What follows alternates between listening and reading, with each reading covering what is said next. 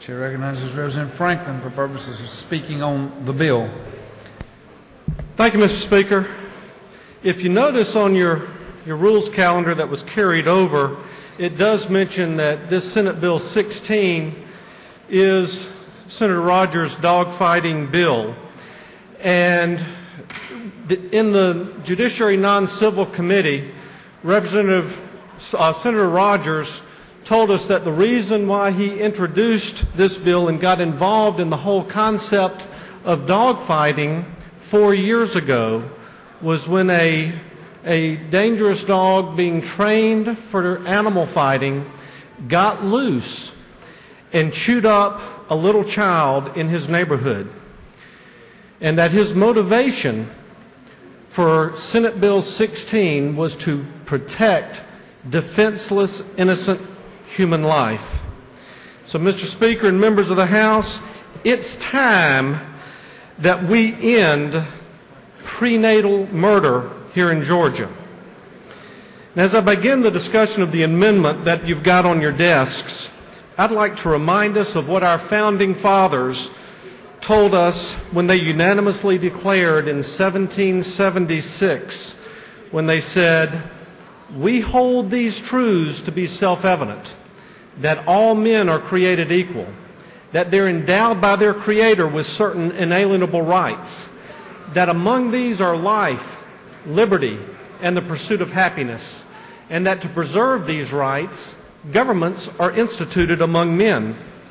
Translating what our founding fathers said into easily understood Southern, they unanimously declared that one, there is an almighty, everlasting, omnipotent God, the God of the Bible, who is active over the affairs of men, and to whom someday we shall all give an account. Two, that our rights come from God, and they're not privileges granted by the civil government. And three, the sole purpose of the civil government is to preserve, protect, and defend God-given rights. Did you notice that the first God-given right that they listed is the right to life? Where did our founding fathers get that from? Well, God tells us in Jeremiah 1, verse 5, "Before I formed you in the womb, I knew you." And God, speaking through David in Psalm 22:10, says, "You have been my God from my mother's womb." And again in Psalm 139, verses 13 and 14, he says, "For you formed my inward parts. You wove me in my mother's womb. I will give thanks to you, for I am fearfully and wonderfully made. Wonderful are your works, and my soul knows them very well." God tells us in the sixth commandment, found in Exodus 20, verse 13, "You shall not murder." And in Exodus 21, verse 12, God tells us, "He who strikes a man so that he dies shall surely be put to death." When we entered into this office as members of the Georgia General Assembly, we took the following oath. "I do hereby solemnly swear or affirm that I will support the Constitution of this state and of the United States, and on all questions and measures which may come before me, I will so conduct myself as will, in my judgment, be most conducive to the interests and prosperity of this state.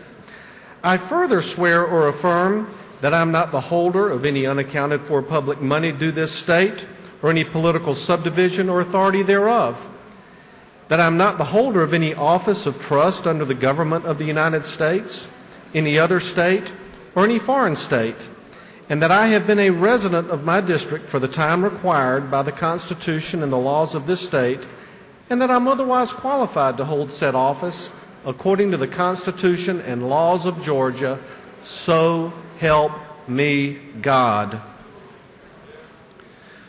You've heard it said that we've taken an oath to the Constitution as interpreted by the Supreme Court.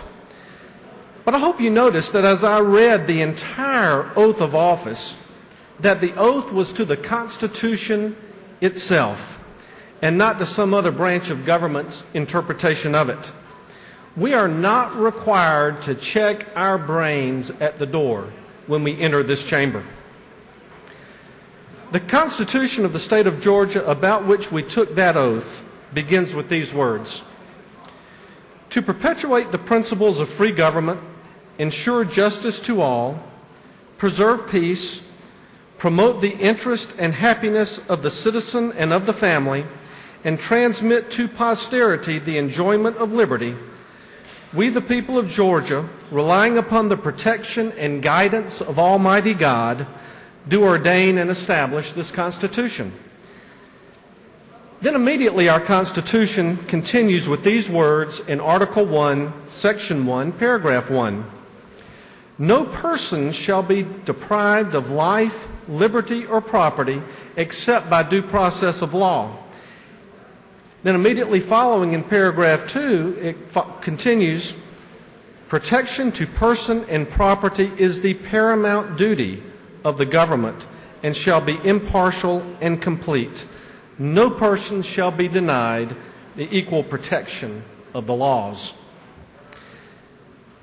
Therefore, my friends, it is our duty before God as well as our obligation to be faithful to our oath of office to protect all innocent human life from the moment that that life begins through the moment of natural death.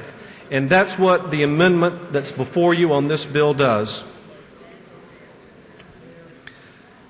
In Section 1 of the bill, subsection A of the amendment sets forth the reasons why it's not only our obligation to protect the life of innocent babies that are currently being murdered in their mother's womb, but it gives the constitutional basis for our right as a state to do so. Next, in subsection B, it defines the term prenatal murder. And I want you to listen to the definition. Prenatal murder is the intentional removal of a fetus from a woman with an intention other than to produce a live birth or to remove a dead fetus, provided, however, that if a physician makes a medically justified effort to save the lives of both the mother and the fetus does not survive, such action shall not be prenatal murder.